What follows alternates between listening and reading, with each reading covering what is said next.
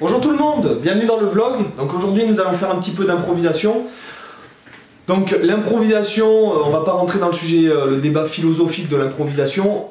J'ai envie de vous dire, la musique c'est comme un langage. Lorsque vous parlez avec une personne, vous devez avoir un discours cohérent, répondre en temps réel à ce qui se passe, à la conversation, etc. et pas changer de sujet d'un coup, voilà. Donc je vous invite à penser comme ça en fait lorsque vous improvisez. Et là voilà un exercice.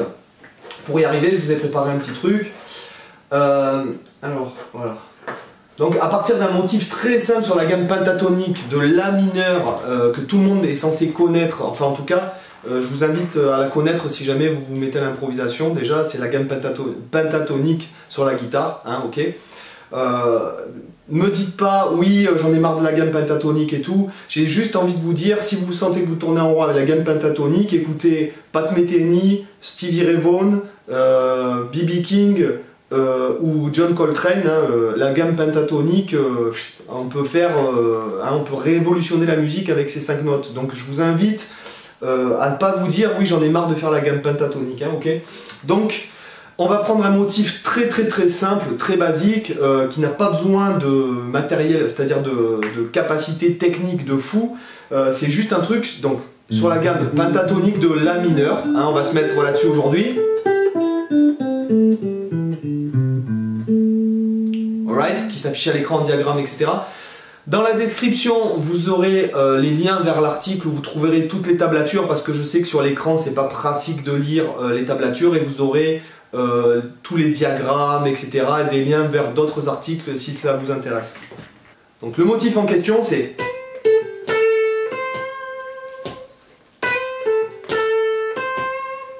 D'accord? Donc je vous invite à vraiment répéter ce truc-là, mais ce genre de plan, beaucoup, en mettant des vibrations, des vibratos, en mettant... en cherchant des nuances, en répétant les choses jusqu'à ce que ça sonne vraiment, j'ai envie de vous dire, vraiment très bien. C'est-à-dire, qu'est-ce qui fait la différence entre une personne qui joue ce plan, qui fait de la guitare depuis un jour, et une personne qui en fait depuis 30 ans. D'accord? Donc c'est la façon de jouer, et j'ai envie de vous dire que c'est vraiment très important que vous interprétiez les choses. Et s'il y a plusieurs endroits, hein,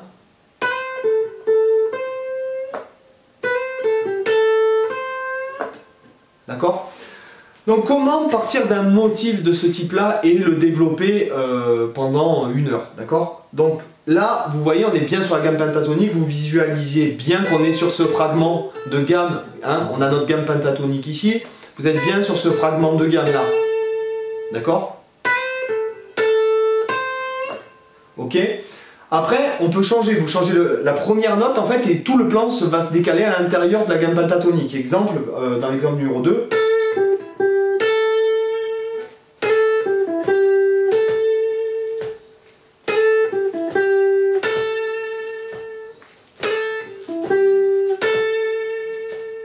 D'accord? Et vous pouvez faire ça, attendez que je vous... Voilà. Vous pouvez faire ça sur toute la gamme.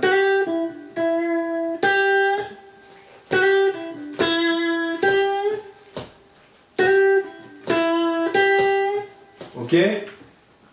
Après sur d'autres positions, par exemple si je passe sur ma deuxième position, donc ce sont les mêmes notes jouées à un endroit différent du manche, donc ça change la position puisque la première note n'est plus la même, mais on garde les mêmes notes. Pour ceux qui ont un problème vis-à-vis des positions et de la gamme pentatonique, je vous invite à travailler toutes vos positions et à les connaître, même pas par cœur, j'ai envie de vous dire que ça devienne complètement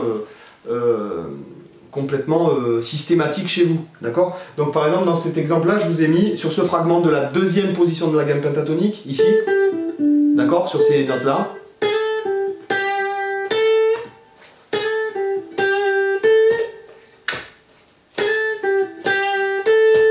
Ok? Et vraiment concentre le truc, et là je le fais au doigt exprès parce que je trouve que le son des doigts un petit peu slappé comme ça, ça rend vraiment bien sur la strat. Alors après, voilà. Donc après vous pouvez changer la dernière note, hein, c'est-à-dire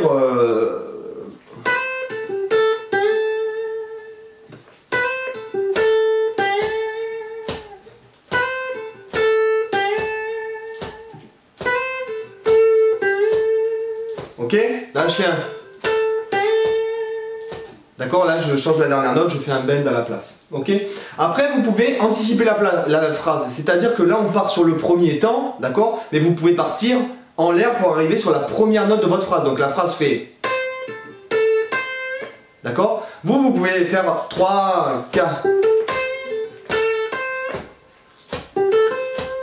Là, j'ai anticipé encore, du coup, ça décale 3 notes, mais restons simples. Excusez-moi, c'est... des fois aussi, j'ai tendance à faire la deuxième note à contre-temps plutôt que la quatrième double du temps. Voilà, c'est un peu au feeling, j'ai envie de vous dire, si on joue au fond du temps ou pas. Voilà, c'est un peu... ce n'est ni plus ni moins qu'un exemple, hein, d'accord?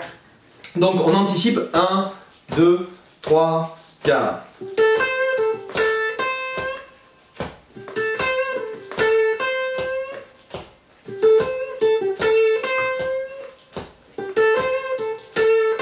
Donc là je pars en fait à contre-temps du quatrième temps de la mesure précédente et j'arrive sur le temps ici. Je sais pas si vous entendez mon pied.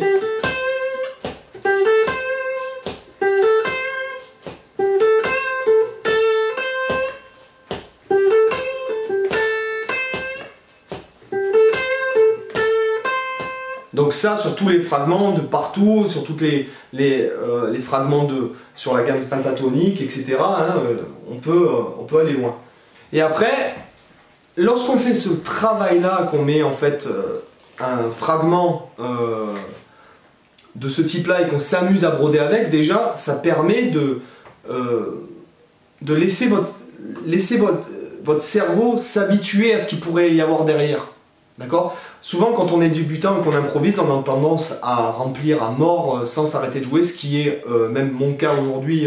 Des fois, tu as envie de te prouver à toi-même que tu peux jouer le plan B12 d'Alan Allsworth dans ton improvisation et du coup, en fait, tu fais que faire des notes, etc. Mais lorsque tu travailles l'improvisation, que tu mets un backing track ou le clic ou même sans rien du tout, et que tu t'arrêtes de jouer, que tu fais la phrase comme ça, ton cerveau, il peut s'imaginer la suite. Si tu n'arrêtes pas de jouer, ton cerveau, tu lui laisses pas le temps d'imaginer ce qui pourrait se passer derrière. En fait, ça aide à avoir une cohérence dans le discours. Voilà. Et lorsque si jamais vous faites ce travail-là, non, pour moi, c'est un jeu de faire ça. Vous allez vraiment créer une conversation.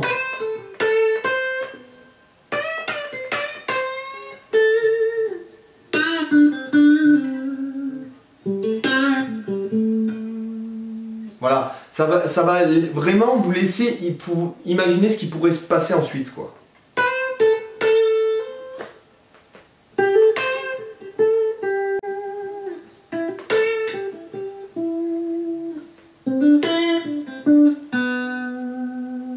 Et là, je suis tombé sur la seconde, et lorsqu'on travaille sur la gamme pentatonique pendant un long moment, lorsqu'on tombe sur une autre couleur, qui est la seconde, qui n'est pas dans la gamme pentatonique, ça lui donne vraiment beaucoup plus de valeur. Donc voilà, ce que je vous invite à faire, c'est vraiment répéter ce genre de truc, parce que ce sont des phrases en vérité. C'est trouver une phrase, hein, comme dans une conversation, une phrase logique. Si jamais vous dites bureau, clavier, guitare, accordeur, appareil photo, ce sont des mots légitimes, mais dit comme ça, sans phrase, ça n'a aucun sens. Et la musique, c'est un peu pareil. Voilà, il faut que votre phrase, elle ait un sens, c'est-à-dire qu'elle conclue, qu'elle démarre bien, qu'elle soit précise, que ça vive un peu et pas que ce soit... voilà, sinon, clairement, c'est nul, quoi.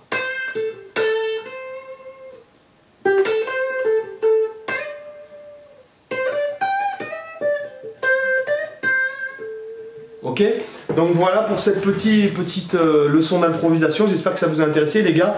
Je vous mets dans la suggestion là-haut des vidéos en rapport. Dans la description en bas, vous aurez l'article avec les tablatures de tout ce qu'on vient de voir et d'autres articles sur le sujet. Quand ils seront faits, je mettrai à jour le site. Puis voilà, je vous remercie de votre attention. Bye bye, ciao.